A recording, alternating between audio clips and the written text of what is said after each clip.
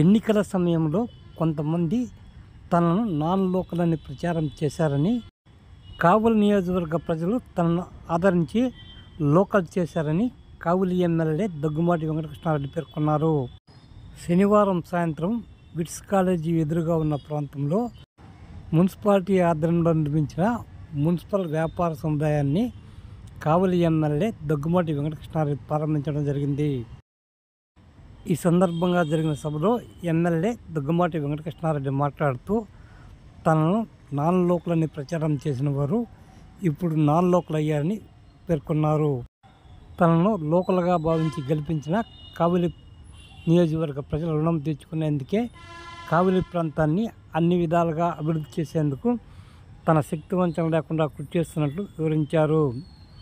రాష్ట్ర ముఖ్యమంత్రి నారా చంద్రబాబు నాయుడు ఆధ్వర్యంలో కావలిని అన్ని విధాలుగా అభివృద్ధి చేస్తానని ఈ సందర్భంగా ఎమ్మెల్యే పేర్కొన్నారు.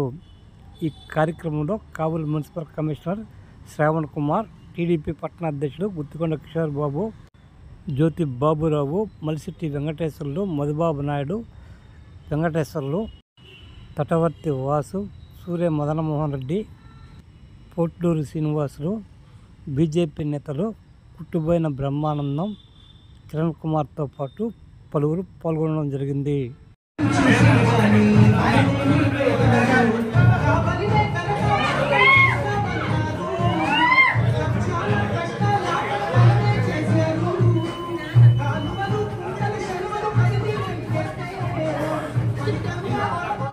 ఎలక్షన్ ముందు నన్ను నాన్ లోకల్ అన్నారు.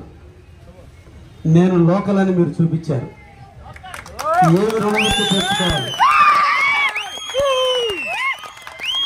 నన్ను నాన్ లోకల్ అన్నారు.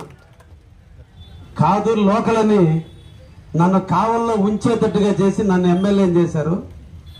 నాన్ లోకల్ అన్నాడు, నాన్ లోకల్లో పోయి కొనుక్కొని ఉన్నారు.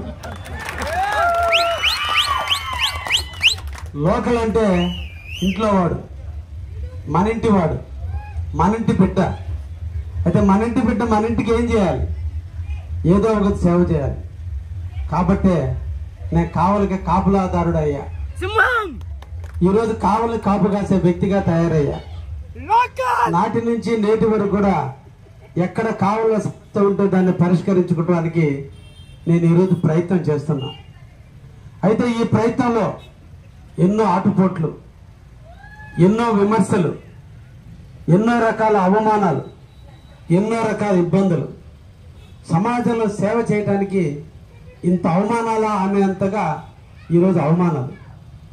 ఎక్కడో బెంగళూరు నగర్లో ఒకడు వాడి స్థలాన్ని గోడ కట్టుకుంటే కాపలా కాస్తున్న కాపలా ఎమ్మెల్యే ఎక్కడున్నాడని అంటాడు ఒకడు. సభ్యత సంస్కారాన్ని మర్చిపోయిన రాజకీయాలు.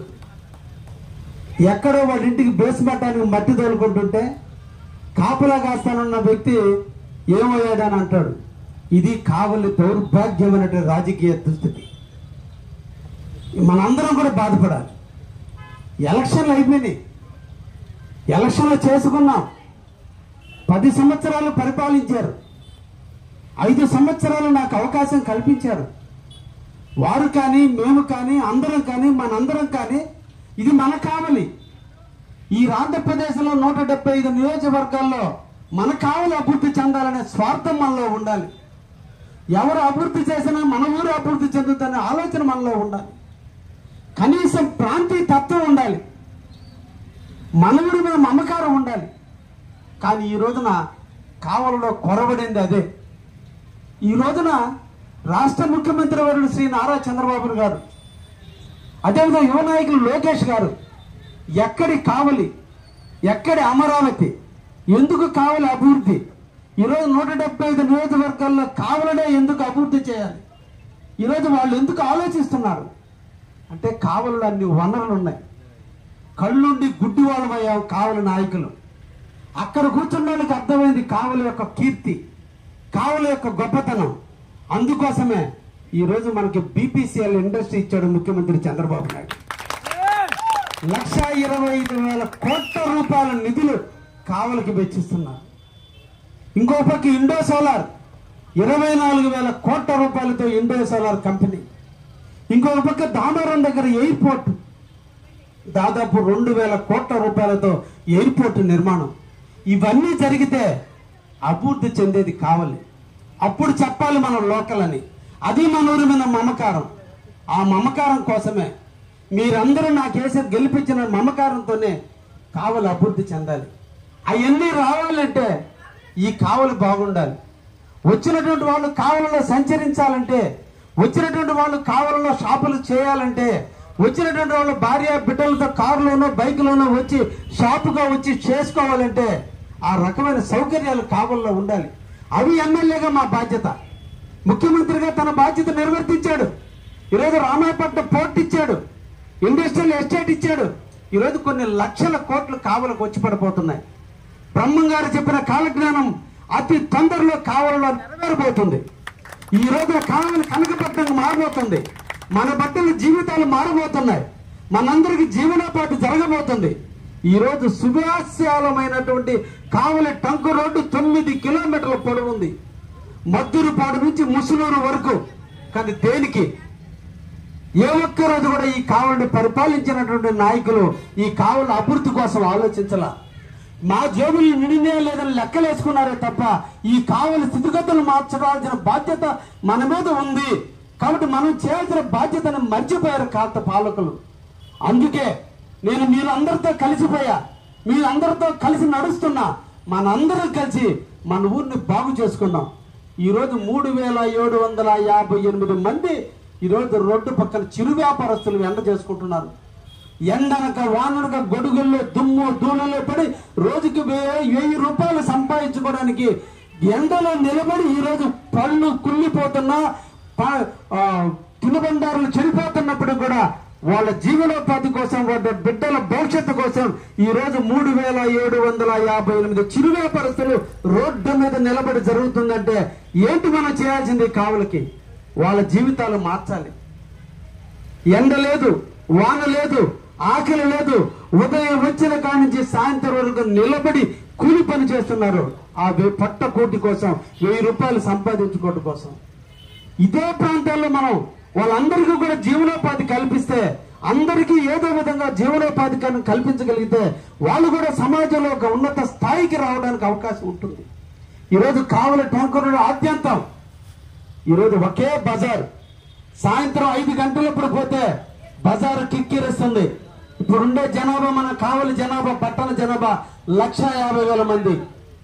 రోజుకు పల్లెటూరు నుంచి ఒక 50,000 మంది వచ్చిపోతుండొచ్చు.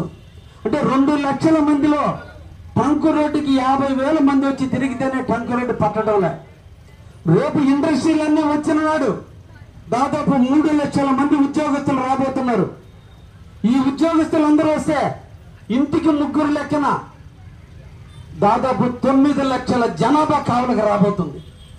1,50,000కే కావలి ఈ విధంగా ఉంటే రాబోయే 5-7 సంవత్సరాల మధ్య కాలంలో 9 లక్షల మంది జనాభా కావలికి వస్తే కావలి ఎలా ఉండాలి, ఎలా ఉండబోతుంది, ఎలా మన బిడ్డలు, అదేవిధంగా వ్యాపారం చేసుకునే వ్యాపారస్తులకి ఎలా ఉంటుందో ఒక్కసారి ఆలోచించండి.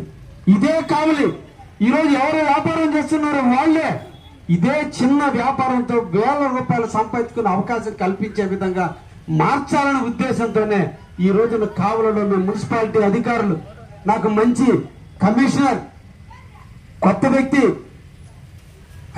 IAS చదవాలనుకున్నాడు కానీ మున్సిపల్ కమిషనర్ గా వచ్చాడు. అందరూ రకరకాలుగా చూస్తారు. నేను వాళ్ళ ఫైర్ చూసా కాబట్టి అతను పోవాలనుకున్నాడు. నేను పానీకుండా ఆపుకోనున్నా. ఎప్పుడు కూడా మీ అందరూ కూడా చెప్తున్నా, 10% ఉండే అసమర్థతను కాదు చూడాల్సింది, 90% ఉండే సమర్థతను మనం గుర్తించాలి. ప్రతి జీవితంలో నా శరీరంలో కూడా సగభాగమే నా కళ్ళకు కనిపించేది. నా వెనక కూడా వీపున ఎన్నో సమస్యలు ఉంటాయి, నాలో కూడా లోపాలు ఉంటాయి. లోపాలు కాదు, పాజిటివ్ చూడాలి. కాబట్టి ఈరోజు RDO గారు కానీ, కావలి MRO కానీ, మున్సిపల్ కమిషనర్ కానీ నేను ఏది చెబితే వాళ్ళు చేస్తున్నారు.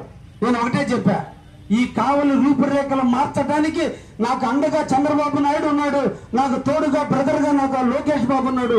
మేము వాళ్ళ ఇద్దరు నాయకత్వంలో ఈ కావలి రూపురేఖలు మార్చడానికి 33,000 ఓట్ల మెజార్టీ ఇచ్చిన ప్రజల ఆశీస్సులు నెరవేర్చడానికి నాకు సహకరించండి అని చెప్పి వారిని కోరటం జరిగింది. వారు ట్రాన్స్ఫర్ పెట్టుకోవడానికి చాలా దిక్కుల ప్రయత్నాలు చేస్తున్నాడు. మొన్న కూడా ప్రయత్నం చేశాడు. నేను ఆపుతానే ఉన్నా. ఆయన తెలియదు పాపం.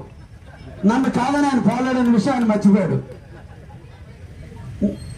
ఎందుకంటే ఒక బాండింగ్, ఒక ఇద్దరి మధ్య ఒక కనెక్టివిటీ, చెప్పింది చేసే మనస్తత్వం, చేయాలనే తపన, ఇవన్నీ క్రోడీకరిస్తే ఈరోజు కావలి చిరు వ్యాపారస్తులందరినీ గుర్తించాం.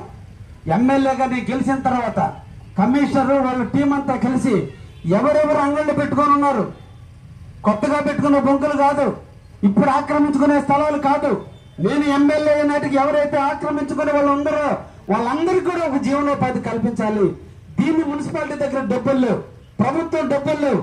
ఎవరైతే షాప్ ఇస్తున్నామో వాళ్ళే 1,50,000 రూపాయలు డిపాజిట్ చేస్తే ఎప్పుడైతే ఆ షాపు ఖాళీ చేస్తే మళ్ళీ వాళ్ళు 1,50,000 రెట్టించేటట్టుగా నెలకు 5,000 రూపాయలు రెంట్లు మిగిల్చి ఈ రోజున ఒక్కొక్కరికి ఈ రోడ్డు 2 పక్కల ఈ షాపులు ఏర్పాటు చేస్తే కావలి ట్రంక్ రోడ్డు బిజినెస్ 50% ఈ ఏరియాకి వస్తుంది. ఇది కూడా కమర్షియల్ ఏరియా అవుతుంది. ఈ రోజు జనతాపేట వాసులు, వెంగళూరు నగర వాసులు, ఇందిరానగర్ వాసులు, ఐడీసీఎంటీ బుడముంట వాసులు, లేదంటే ఇందిరా కాలనీల వాసులు అందరూ కూడా ట్రంక్ రోడ్డుకు పోవాల్సిన అవసరం లే. ఎక్కడే వ్యాపారం పెరుగుతుంది, టౌన్ కూడా ఇక్కడికే వస్తారు. వ్యాపారం విస్తరణ పెరిగితే భార్య బిడ్డలతో షాపింగ్ పోవాలంటే బైకులు పెట్టుకునే ఇబ్బందులు లేకుండా అందరికీ కూడా వ్యాపారం చేసుకునేటట్టు, అందరూ సుఖంగా సరుకులు కొనుక్కునేటట్టు, అందరికి నచ్చినట్టుగా షికారుగా కనీసం భార్య భర్త తోడుగా నడిచి ఎక్కడైతే ఇక్కడ బండి పెట్టుకుని షాపింగ్ చేసుకునే విధంగా తీర్చిదిద్దేందుకే ఈ రోజున ఈ షాపింగ్ మాల్ స్టార్ట్ చేసే కార్యక్రమానికి శ్రీకారం చుట్టాం. అతి తొందరలో ఇంకొక 19 షాపులకు తొందరలోనే టెండర్ పిలవబోతున్నాం. ఆ తర్వాత అంచెలంచెలుగా, ఎందుకంటే చిరు వ్యాపారస్తులను ఇబ్బంది పెట్టద్దు. ఒక నెల రోజుల లోపలే ఒక్కొక్క షాపు పూర్తి అవ్వాలి. ఎందుకంటే వాళ్ళ జీవితాలు చాలా చిన్నవి, వాళ్ళ మీద ఆధారపడే కుటుంబం ఉంది. వాళ్ళని రోడ్డు పెట్టద్దు. ఒక్క నెల రోజులు నష్టపోతే ఆ నష్టాన్ని భర్తీ చేసుకోవడానికి 4 నెలలు కష్టపడాలి. కాబట్టి తొందరగా కట్టే విధంగా ఒకేసారిగా అన్ని కాకుండా దఫదఫాలుగా పూర్తి చేస్తూ రాబోయే 1 సంవత్సర కాలంలో జనతాపేటలో దాదాపు 2 పక్కల కొన్ని వందల షాపులు వచ్చి ప్రతి పేదవాడి కళ్ళల్లో ఆనందం చూసే విధంగా తలెత్తుకుని మాకంటే వ్యాపార సంస్థ ఉంది, ధైర్యంగా బిడ్డలు చదివించుకునే విధంగా, ధైర్యంగా షాపులో కూర్చొని సరుకు అమ్ముకునే విధంగా ధైర్యాన్ని ఇస్తామని చెప్పి సందర్భంగా చిరు వ్యాపారస్తులందరికీ కూడా తెలియజేస్తున్నాం.